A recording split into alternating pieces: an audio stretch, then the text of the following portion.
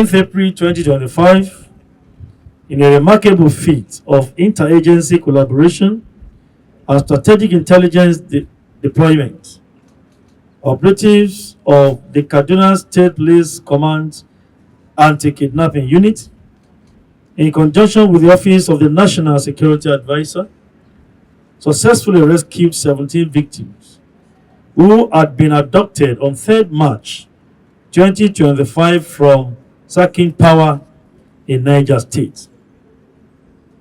This operation, notably achieved through a non-kinetic approach, evidences the commitment of the IGP to leveraging intelligence-led policing and interagency synergy to address security challenges.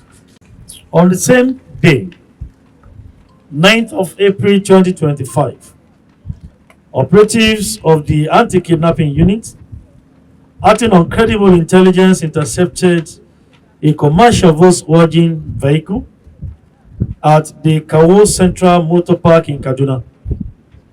Upon thorough search, officers discovered 21 fabricated AK-47 rifles concealed in the vehicle.